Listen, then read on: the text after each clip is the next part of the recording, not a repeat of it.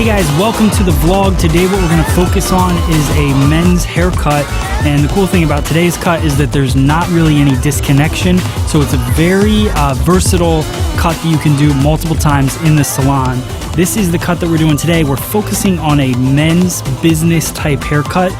You guys have been asking for that for quite a while, so I figured today, why not do it? So that's the cut we're doing today. I think you're gonna like it. I think you're gonna take a lot from the technique. Make sure if you do, let me know in the comments below. Also hit the like button on this video if you do like it, and here we go, let's get started. Alright guys, so we're going to start off by parting on the left hand side. This is where you want to figure out where your guest parts their hair. So if the guy parts it on the left, then part on the left. If he parts on the right, then build it off of the right.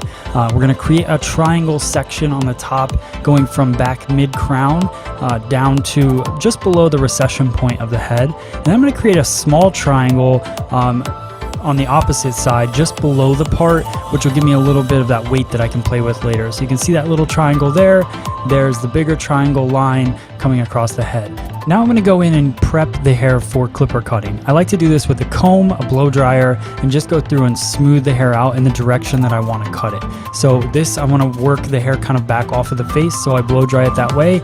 We're using our Andis Supra ZR, and I'm going to go through and just take out the bulk first. So this is the YS Park 209 comb. I'm going to use that to go through. It's got nice wide teeth. It's got a nice handle on it. It's great for barber cutting, clipper over comb cutting. So I'm going to work with that comb pretty much throughout the bottom part of this haircut. So again, like I said, we're going through just cutting the bulk out. The reason I'm doing that is because it just makes it easier when I go through and do my clipper cutting later with a guard, so I'm not working with as much hair. So we're going to use our foreguard, and I'm going to use the blade completely open. Open means at the widest point, and then closed would be the shortest point on the clipper.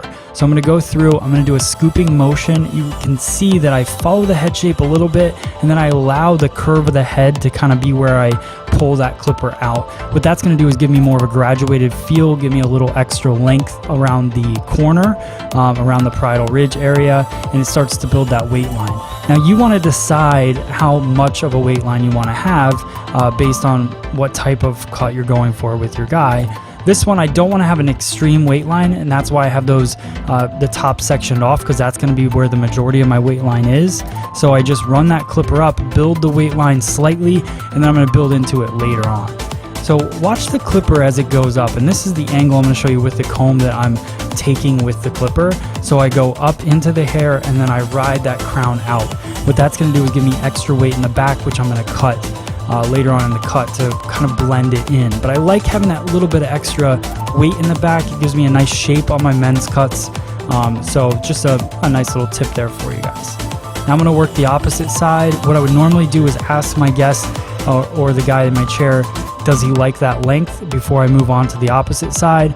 Just make sure that I don't have to do the haircut twice at the very end.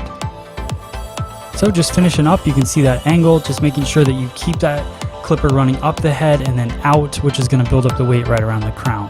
Now I'm going to go in with my Andis. This is a cordless T-trimmer. I like using the T-trimmer because it makes it easy to work around the ear. So it gives you that little extra length on the blade to work around the ear so that the clipper doesn't get in the way. So we're just going to go through and fine tune. The reason this is a businessman's haircut is because it's not too tight to the head. You could have it that way if you wanted to. You could take this a little bit tighter, but I like just having it more lived in look. Same reason I'm going to go around the bottom here and kind of round off the edges. I want to follow the hairline. So I'm not trying to create too much of a square look in the back. This is again a way that you could customize the haircut to fit your guy. Maybe he likes it more square in the back, but I like to just kind of round off those edges, make a real nice natural hairline, and then here's where we're going to start working into the top. You can see where that weight line is. So I let down my first little triangle section, and now I'm going to blend that into the sides. And what I'm going to do is I'm going to work diagonal back, which is going to allow the hair to kind of flow off of the face. But I'm going to work straight out from the head, and then as I work up more towards the parietal ridge, I start to drop my elevation. What that's going to do, we all know, is build up that weight line and allow the hair. So using that diagonal back parting and then low elevation gives me a weight line that flows back along the head shape. So one thing I really want you guys to focus on is allowing the head shape to create your weight for you, or just being aware of the head shape and what it's doing and how much weight it's creating. Because the more I bring up from this section, the more I move up on the head and keep that low elevation, the heavier it's getting because of the way that the head is curving. So I'm using the head shape to create the weight. Now, if they had a really thick density hair, then as I worked up the head, I would probably want to do a higher elevation because my weight would be too heavy in the haircut. So you got to be aware of how much density the guest has and the head shape as you're cutting. So now, this is my favorite part. We're creating a blend right into the recession point. But what I'm doing is using a stationary guide and keeping that heaviest point towards the tip of my fingers. So what's happening is it's building extra length towards the back, towards the parting of the hair. So, and with that extra weight gives you a little bit more height and density in the top of the head. So we wanted to kind of kick up the hair so it stays back, but then blends on the side. That's what separates this from kind of that normal disconnected haircut that you're seeing nowadays. This is what makes it more business friendly because it has that blend on the side. So keeping that blend, you can see how it blends in, but then that kick of longer hair on the very top, which he can slick back or slick over, and it fits really nice if you're wearing a suit or any kind of business attire, or you can mess it up and wear it however you want in your day-to-day life. So finishing up the haircut with a little bit of point cutting to blend the back, and then I go in with my blow dryer.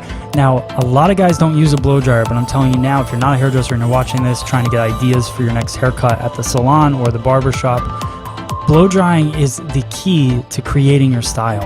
If you want to have a style that stays all day, you have to use the heat from the blow dryer to get it the shape that you want. So you push the hair in the direction that you want it to go, and then you use the product just to hold it there. So you can see I haven't put any product in this mannequin's hair yet, but I've used the heat. Now I'm going in with my Bricato Carve, which is one of my favorite products. It's a texture cream, or texture icing they call it. And I just use fingertip of that. I start by kind of working it into the sides, then through the top, slowly applying the product throughout. But just make sure, if you're a hairdresser watching this, which you probably are, make sure you coach your guys on this, because this is something that a lot of guys are afraid of a blow dryer, but it really does make a style count.